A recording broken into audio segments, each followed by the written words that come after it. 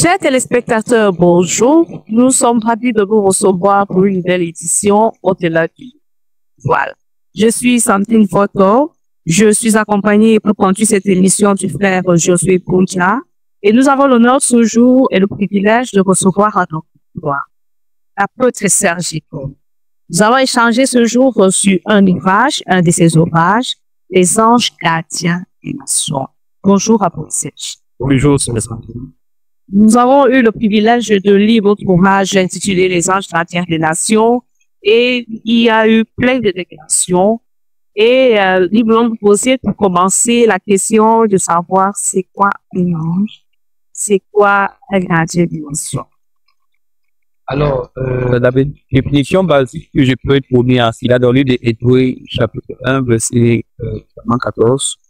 La Bible dit que les anges sont des esprits envoyés pour exercer le ministère en travers des citoyens de hériter de sa vie. Et le mot ange ici vient du mot agélos, qui veut dire messager ou envoyé. Donc, un ange ici est un messager qui est envoyé de Dieu. Donc, les anges, en définition, sont des êtres célestes qui travaillent auprès de l'homme, que Dieu envoie vers l'homme. En d'autres termes, l'ange n'est pas le nom d'une créature céleste. L'ange est la fonction d'une créature céleste. Donc, les créatures célestes qui ne travaillent pas uniquement avec les hommes ne sont pas appelées des anges, mais ce sont des êtres célestes. Parce que l'imagerie populaire, c'est que l'ange, c'est une spéciale. Et lorsqu'on passe pour votre ouvrage, on a le plaisir de découvrir qu'il y a des clients d'anges.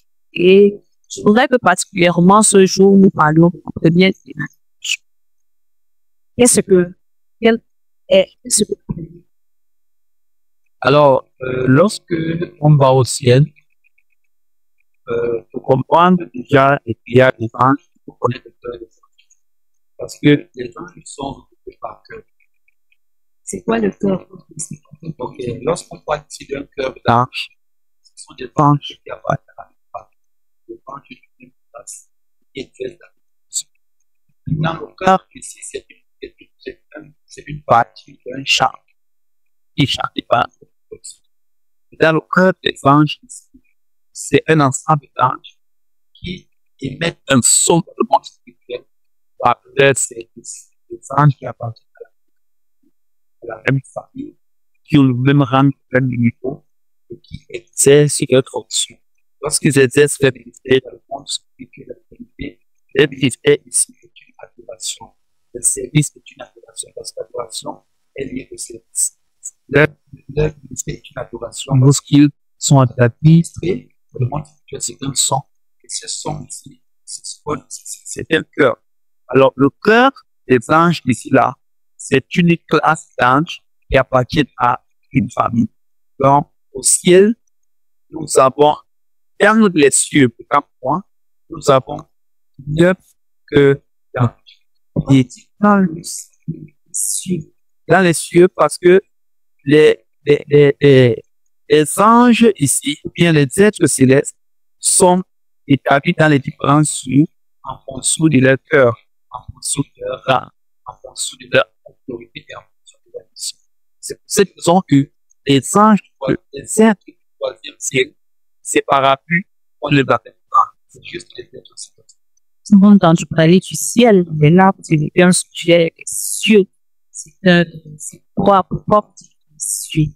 Oui, dans le livre de Genèse, chapitre 1, la Bible commence en Dieu créa les cieux et la terre.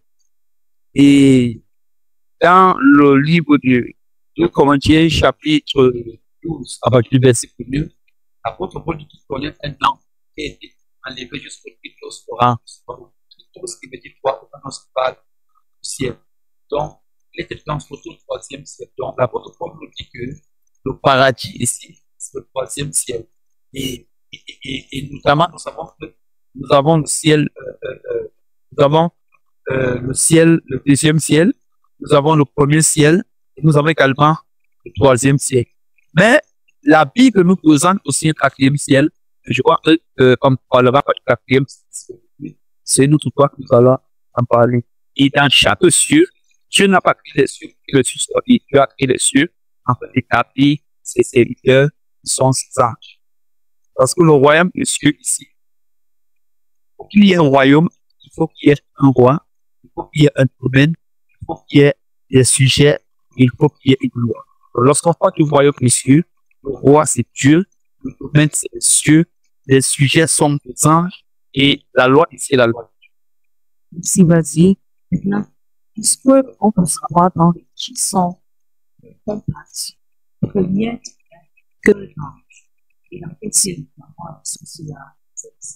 Alors, si vous permettez que je puisse déjà d'abord rapidement citer les 9 cœurs d'ange, nous allons revenir que je demande ce qu'ils ont fait avant de rentrer Emmanuel ce qui explique dans la première triade. Au troisième ciel, nous allons ici voir que trois cœurs d'ange. Et ces cœurs d'ange sont répartis ici en trois triades. La première triade ici est composée des chérubins, des séraphins et des triades. La deuxième triade ici est composée de des dominations, des puissances et des autorités. La troisième triade est composée des timidés dont l'opposé donne encore cosmocrators qui sont les princes, les archanges et les anges. Maintenant, nous avons parlé des trois triades. Une triade ici est le cœur. Donc nous avons le cœur des chérubins.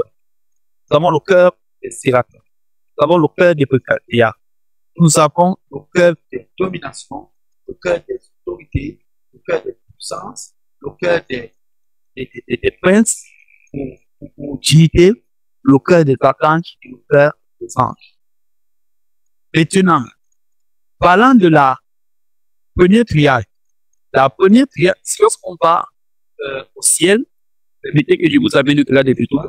Lorsqu'on va au ciel, notamment dans le ciel Mahon, le ciel Mafon ou encore le ciel Shikaki, parce que le troisième ciel est divisé en trois cieux.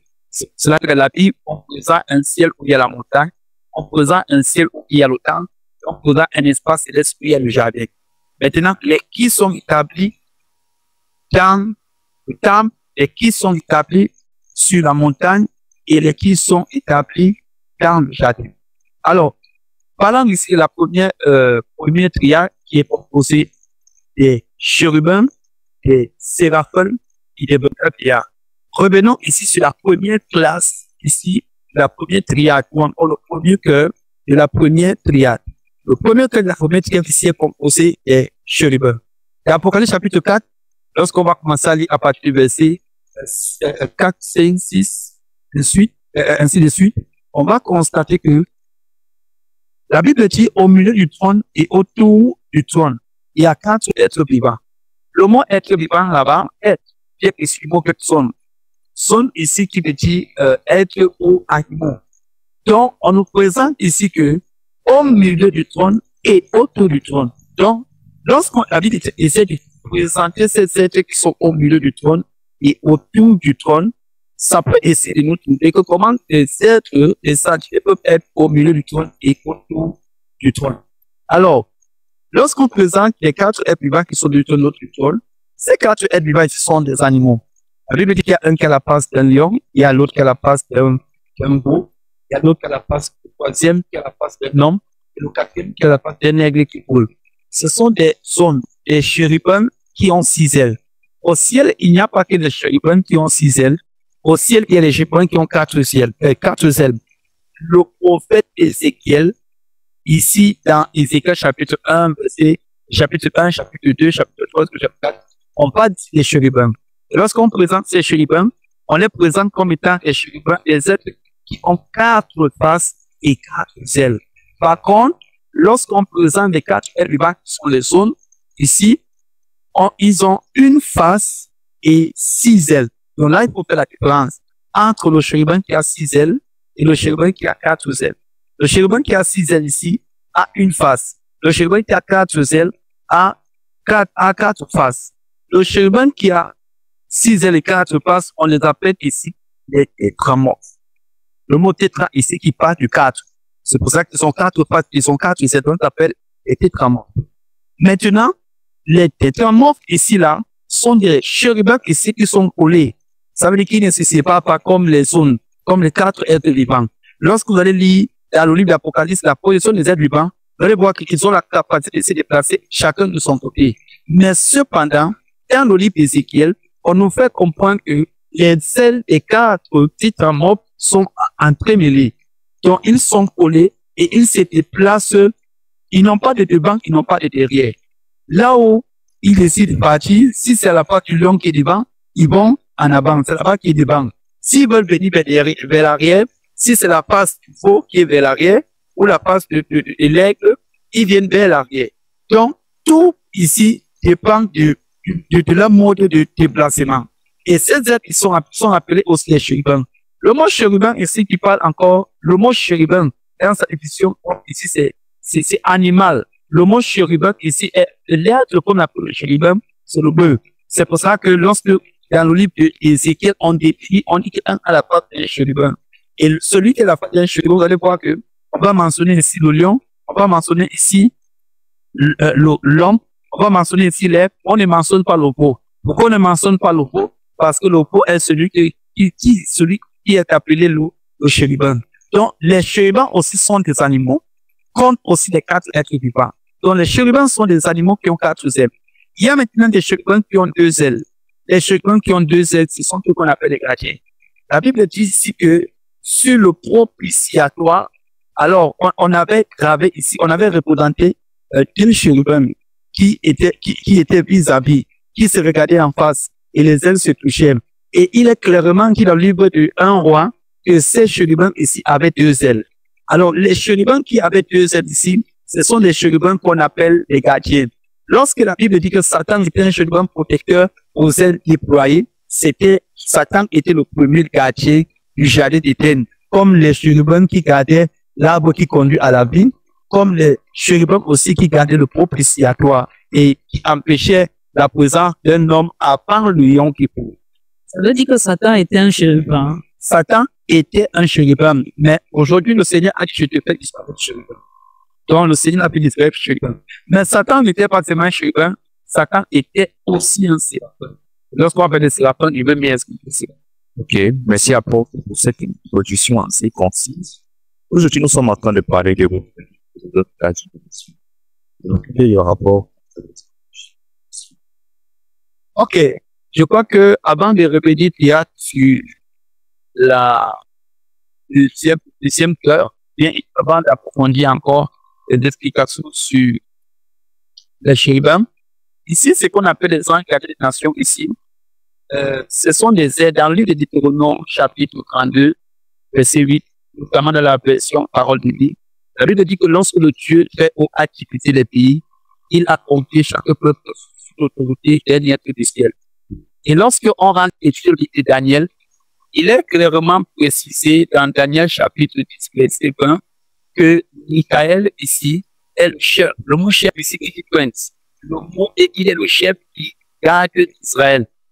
Maintenant, on nous fait comprendre également que le prince du Perse ici était le chef qui gardait la Perse. Le prince le prince de Javan, Javan ici qui est la Grèce. On nous présente aussi que la Grèce aussi avec son âge. Donc, à partir de cette compréhension, nous pouvons ici comprendre ici le rôle ici d'un ange gardien des nations. Parce qu'une nation commence souvent par une famille. Donc, on essaie d'étudier la nation d'Israël. Cette nation va commencer par une famille. Israël ici, c'est de manière primitive ici, Abraham ici est comme l'ancêtre d'Israël. Mais sauf que le patriarche, celui qui est le père, tiré Pixel, c'est Jacob. Parce que c'est Jacob qui est venu de toutes les tribus. Alors, l'ange qui paye sur Israël a commencé à veiller sur Abraham, à veiller sur Isaac, à veiller sur Jacob. C'est pour cette raison que Jacob dit, l'ange qui m'a protégé, l'ange qui a marché avec mes pères et qui m'a protégé, que cet ange bénisse ses enfants. Donc, on hérite l'anthologie, on hérite ça.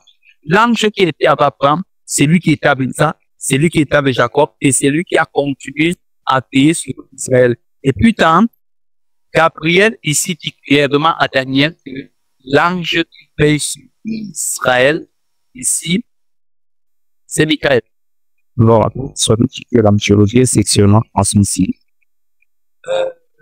Bon, quand on parle de l'angiologie, c'est seulement l'angiologie est génétiquement transmissible. Les anges suivent les hommes par dessus. C'est comme les esprits que sont les démons, les anges de Dieu. Ils suivent l'homme par le sang. Lorsque tu envoies dans Exode chapitre 12, lorsque tu envoies le esprit, il est appelé encore en grec Abaddon, ou chez les Romains Apollyon, lorsque tu l'envoies pour détruire les produits d'Égypte, cette entité, lui, il n'entend pas l'hébreu. Il n'entend pas les langues. Donc, il n'entend pas que ici, on a de parler Shema, Israël. Non, il n'entend pas l'hébreu. Lui, il vient pour tuer ceux qui ne sont pas bien pour ça. Puis, dans le langage, ça. C'est pour cela que Dieu avait dit de mettre le sang sur la porte. Lorsque le succès devait passer, il devait éviter chaque victoire de sang. Alors, il savait que ce qu'il ne doit pas toucher, c'est ceux qui avaient exécuté l'alliance avec le Père sang. Donc, les anges ici suivent les hommes par sang. Les anges ici suivent les hommes par la Bible. Sinon, comment l'ange peut marcher avec Abraham, peut marcher avec Isaac, peut également marcher avec Jean? C'est parce que les anges suivent les chaînes, ils suivent le sang. Je vais te choquer. Les globules blancs du sang de Jésus sont les anges. Comment ça se dit? Le sang c'est figuré au sens. Le sang au sens spirituel. Sous le sang de Jésus devient spirituel. Lorsqu'on dit que le sang de Jésus, par exemple, c'est sang spirituel. Alors, ce sang ici, aujourd'hui, n'est pas constitué comme à l'époque des couples de plasma. C'est ça. C'est pour cela qu'on dit que la vie est touchée dans son sang. Alors, je vous ai expliqué que le sang ici est la présentation de l'âme dans sa partie primitive.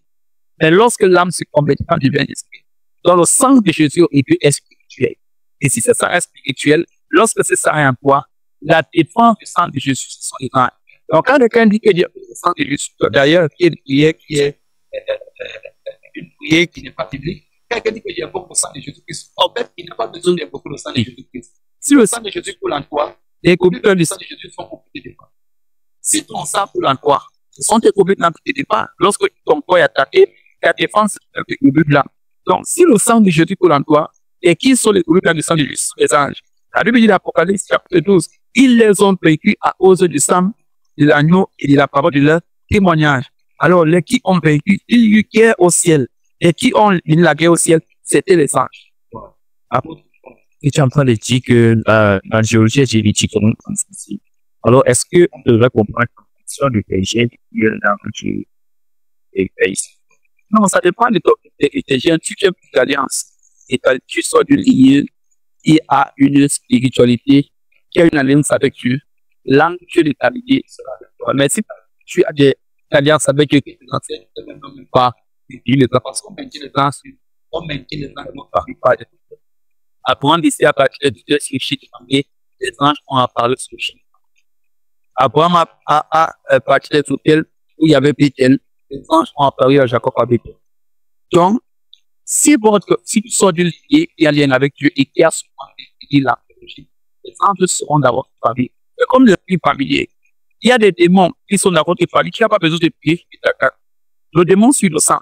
Donc, quand un enfant de cette famille naît, qu'il s'équipe en un animal, qu'il s'équipe en Amérique, à partir du moment où il est lié à cette famille par le sang, les esprits familiers sont liés à cet enfant au travers des codes génétiques qui sont dans son sang. Et dans son ADN. Pour qui est l'histoire que j'ai eue?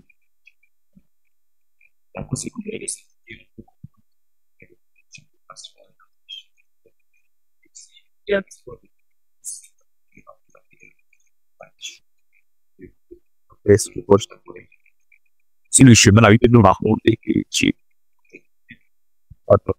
es venu le tuer.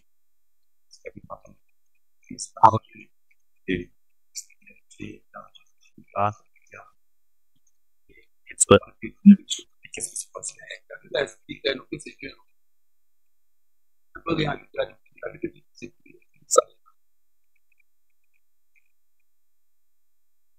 D'accord, Daddy. Nous revenons à notre ouvrage. Nous invitons les spectateurs qui viennent souvent c'est dimanche aussi, c'est à ça. Moi, j'ai intitulé Les anges gardiens des nations et l'apprentissage qui est notre je des éléments et des éléments. Continuez, salut. Ce que veut dire même, c'est que si quelqu'un lit le livre, les gens vont pas l'appareil. Amen. Parce que l'apôtre Jean dit, c'est ici, que je vous écris ces choses pour que vous soyez en communion avec nous.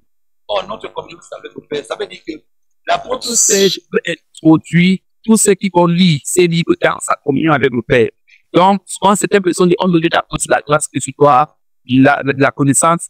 Dieu m'a permis de pouvoir naviguer dans le monde spirituel pour comprendre ce monde spirituel. Ça fait en sorte que je veux partager mes expériences avec tous ceux qui veulent écouter d'autres séries. Donc, même écrit, c'est ma communion. Ma communion, c'est ma spiritualité et ma spiritualité, c'est ma théologie. Donc, en lisant ces livres, je serai directement en communion avec moi. Oh, ma communion, c'est la vérité. Merci, Daddy. Pour conclure, est-ce que tu peux nous dire, pour conclure avec la première, qu'il y a des queues blanches, peut-être comme, ok, je vais bien d'abord sur le chérubin. Quelle est la fonction du chérubin? Alors, généralement, les fonctions des chérubins sont établies en cas d'état de domaine d'opération. Les chérubins qui sont établis sur le trône ici, les chérubins qui sont établis sur le trône ici, constituent le trône de Dieu. Le trône de Dieu n'est pas un morceau de bois. Le trône de Dieu n'est pas un tas d'or. Le trône de Dieu, ce sont des êtres. Dans le Somme 99, verset 1, la Bible dit que l'Éternel est le peuple, il est assis sur les chérubins. Donc, le fauteuil de Dieu, c'est un chérubin. Le fauteuil de Dieu, c'est les chérubins qu'on appelle les zones, les chérubins à 6 ailes. La voiture de Dieu, c'est les chérubins qui ont 4 ailes. Ce sont ceux qui se déplacent avec la gloire de Dieu. C'est pour ça qu'ils sont entre les ailes, sont entremêlés, ils sont collés et leur esprit se trouve dans les roues. Cependant, les chérubins qui se déplacent de manière individuelle, ce sont ceux qui constituent le trône de Dieu. Maintenant, les autres, ici, c'est la voiture où Dieu se déplace. Maintenant, il y a des chérubins qui sont établis au jardin, parce qu'au ciel, il y a un jardin. Maintenant, les chérubins ici représentent ce qu'on appelle le socle de la révélation de Jésus-Christ. Si tu veux connaître Jésus-Christ, c'est par la face du chérubin. Lorsqu'on parle du chérubin qui a la patte d'un bouc, qui est le bouc? Pourquoi parler d'un chérubin qui a la patte du lion? Qui est le lion? Qui est le roi? Jésus est le lion de Judas. Donc, le chérubin qui a la patte du lion, ici, là, révèle Jésus-Christ ici comme étant le roi. Le chérubin qui a la face du veau révèle Jésus-Christ ici comme l'agneau de Dieu. Le chérubin qui a la face de l'homme révèle Jésus-Christ ici comme l'homme parfait. Le chérubin qui a la face de l'aigle révèle Jésus-Christ ici comme étant Dieu. C'est pour cela que c'est les chérubins. Les chérubins sont les premiers êtres les plus proches de Dieu. C'est les seuls singes qui détiennent le socle de la révélation de Jésus-Christ. Lorsque la Bible dit que le ciel est mon trône et la terre est mon marchepied, ça veut dire que Dieu est assis sur le trône. Le trône dont il est question, c'est les 4 pages qui sont les 4 chérubins, c'est les 4 pages qui sont les 4 évangiles, c'est les 4 pages qui sont les 4 tétramorphes. Maintenant, pourquoi 4 faces? Si quelqu'un a 4 têtes ou 4 faces ici, vous devez savoir que cette personne a 4 cerveaux. Maintenant, les chérubins ici sont l'expression de la sagesse divine. Donc, les chérubins révèlent la sagesse divine. Donc, au ciel, lorsqu'on peut parler de ce qu'on appelle la révélation de Dieu, la sagesse imprimant parée de Dieu, la connaissance de Dieu, c'est les chérubins qui possèdent cela. Ce sont eux qui instruisent tous les autres entités du ciel au travers de leur sagesse. Maintenant, lorsqu'on parle des séraphins, au ciel, nous avons 4 chérubins qui ont 6 ailes. Au ciel, nous avons ici 4 chérubins qui ont 4 ailes. Au ciel, de manière, nous avons plusieurs chérubins qui ont 2 ailes. Maintenant, les séraphins, ici, il y a 7 séraphins au ciel. Les 7 séraphins sont les 7 lampes. On dit que devant notre trône, plus 7 lampes. Les 7 lampes ici sont les 7 esprits de Dieu. Maintenant, le mot séraphim vient du mot hébreu sarap, qui veut dire Adam, là, serpent. Donc, les séraphins à la base sont d'abord des serpents, mais pas des serpents qui rampent. Des serpents qui ont des pieds, des serpents qui ont des mains, des serpents qui ont des ailes. C'est pour cela que lorsqu'on appelle le diable serpent en signe, et on dit qu'il va marcher sur son ventre, pour comprendre que il ne marchait pas sur son ventre, il avait des pieds, il avait des mains, il avait des ailes. Donc, les séraphins ici sont des serpents. Donc, quand on parle de serpents ici, on voit directement quelque chose de mauvais, mais il y a aussi le grand serpent qui est le serpent. Lorsqu'on dit que devant le trône brûle 7 lampes, les 7 lampes qui brûlent le trône, qui sont les 7 spirituels, ce sont les séraphins. Ce sont les 7 séraphins qui sont au ciel. Maintenant, quel est le rôle du séraphin? Le rôle du séraphin, c'est d'éclairer le ciel avec sa lumière. Ce sont eux qui représentent ici la lumière du Dieu au ciel. C'est pour cela que lorsque Esaïe voit le trône de Dieu, il voit des séraphins, la lumière claire, et il constate qu'il est un pécheur. Pourtant, chapitre 1, il prophétise, chapitre 2, chapitre 3, chapitre 4, chapitre 5, chapitre 6, quand il rencontre la lumière, il constate que le milieu. Merci apôtre pour ces éclaircies. Est-ce qu'en 1 minute, tu peux parler des trônes? Ok, les trônes, la Bible dit qu'au milieu du trône, autour du trône, il y a 24 trônes. Et sur chaque trône, il y a 24 liards. Les trônes ici sont les saints êtres au ciel, au troisième ciel, qui portent des couronnes. Les chérubins ne portent pas les couronnes. Les séraphins ne portent pas les couronnes. Pourquoi les trônes ici portent les couronnes? Alors, les couronnes ici symbolisent le sacerdoce. Les couronnes symbolisent la royauté. C'est pour cela que les 24 vieillards ici symbolisent ici, dans le livre de, je crois, 1 ou 2 Chroniques, on nous parle ici que dans le sacerdoce lévitique, à l'époque de David, on avait établi 24 classes de sacrificateurs. Les 24 classes de sacrificateurs ici étaient liées aux 24 patriarches de la tribu de Lévi. Ils avaient pour but ici d'exercer le sacerdoce chaque année. Lorsqu'on revient dans Luc, on constate que Zacharie était de la classe Abias. Donc, dans le sacerdoce lévitique, on avait 24 classes de sacrificateurs. Donc, les 24 vieillards ici renvoient ici aux 24 sacrificateurs qu'on retrouvait dans le temple pour l'adoration. C'est pour cette raison que lorsque les séraphins adorent Dieu, ils se prosternent. Lorsque les chérubins adorent Dieu, ils se prosternent. Mais lorsque les 24 vieillards adorent Dieu, ils se prosternent, ils enlèvent leur couronne et ils jettent. Maintenant, pourquoi ils sont sur des trônes? On ne donne pas de trône à celui qui n'est pas roi.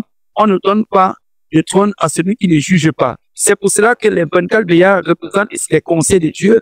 Les 24 vieillards ici représentent le conseil et les conseillers dans le troisième ciel. Les 24 vieillards représentent ici